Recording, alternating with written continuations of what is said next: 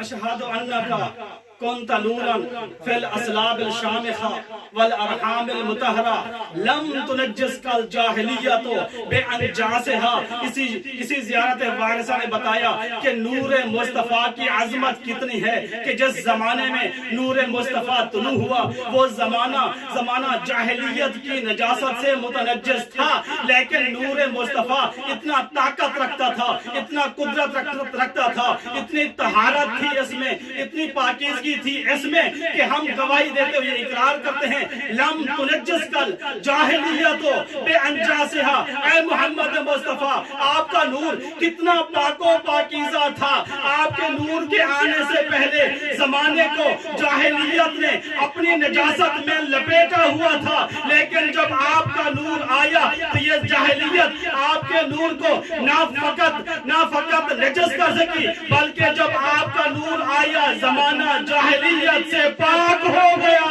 ماشاءاللہ ماشاءاللہ سبحان اللہ۔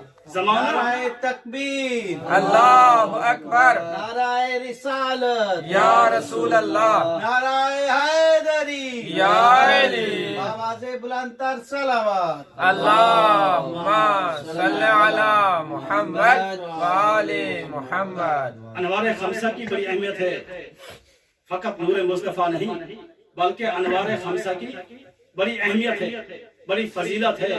جس زمانے میں نور محمد مصطفیٰ طلوع ہوا وہ زمانہ جاہلیت کی نجاست سے متنجس ہو چکا تھا۔ توجہ ہے نا؟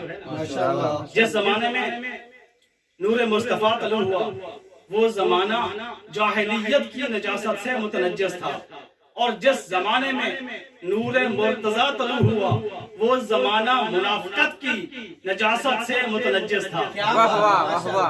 جس زمانے میں نور مجتبیٰ طلوع ہوا وہ زمانہ سازشوں اور پرآشوبیوں سے متنجس تھا، اور جس زمانے میں نور سید الشہداء طلوع ہوا وہ زمانہ یزیدیت کی نجاست سے متنجس تھا۔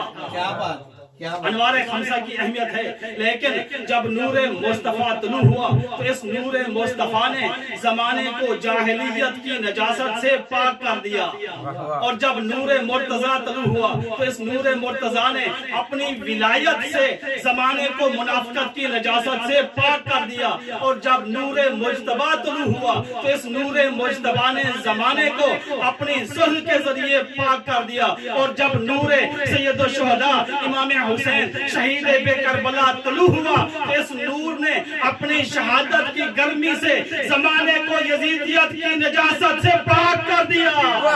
ماشاءاللہ ماشاءاللہ، نعرہ حیدری، یا علی، ماشاءاللہ ماشاءاللہ ماشاءاللہ۔ اللہم صلی علی محمد۔